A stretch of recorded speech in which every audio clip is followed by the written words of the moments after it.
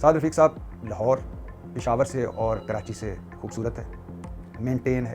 بہت بہتر حالت میں ہے، یہاں تک تو میں آپ کی بات مانتا ہوں۔ حالانکہ موازنہ نہیں کیا جا سکتا خیبر پختونخوا سے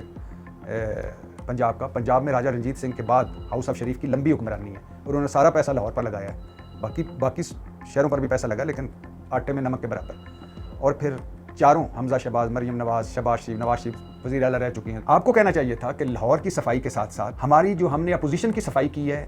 گلگت بلتستان والوں، وہ بھی دیکھو کس طرح ہم نے پی ٹی آئی کو فارغ کیا ہے۔ ہمارے اپنے جو کرپشن کیسوں کی ہم نے کس صفائی سے صفائی کر دی وہ بھی دیکھو۔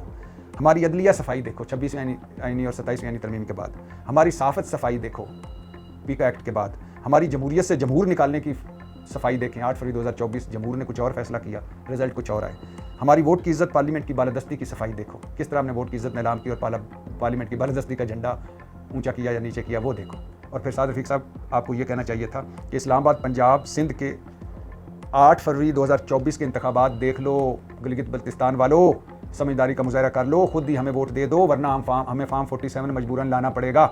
اور سعد رفیق صاحب آپ کو یہ بھی کہنا چاہیے تھا کہ اے گلگت بلتستان والو، آزاد کشمیر سے سبق سیکھو، وہاں پی ٹی آئی کی حکومت تھی، ہم نے فارورڈ بلاک بنا کر پی ٹی آئی کی حکومت ختم کر دی۔ گلگت بلتستان والو آپ کے یہاں پی ٹی آئی کی حکومت تھی، ہم نے یہاں بھی فارورڈ بلاک بنایا اور پی ٹی آئی کی حکومت ختم کر دی۔ سعد رفیق صاحب آپ کو یہ بھی کہنا چاہیے تھا کہ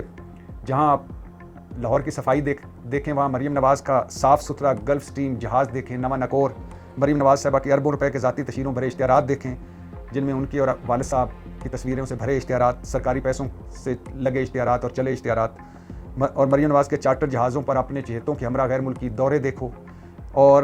مریم نواز کی پنجاب بیوروکریسی کو اربوں روپے کے نئی گاڑیاں اور پٹرول، اضافی پٹرول دینا دیکھو، اپنے وزیروں اور اپنے ارکان اسمبلی کی تنخواہیں بڑھانا دیکھو،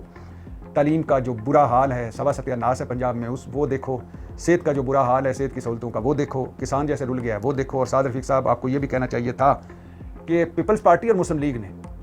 جن کا کوئی نظریہ نہیں ہے، کوئی اصول نہیں ہے، کوئی آپس میں کوئی چیز ملتی نہیں، کس صفائی کے ساتھ دو خاندان حکومت کر رہے ہیں پاکستان پر، یہ آپ کو گلگت بلتستان والوں کو بتانا چاہیے سعد رفیق صاحب۔ کیسے دو خاندان؟ ایک خاندان کا صدر، دوسرے خاندان کا وزیر اعظم،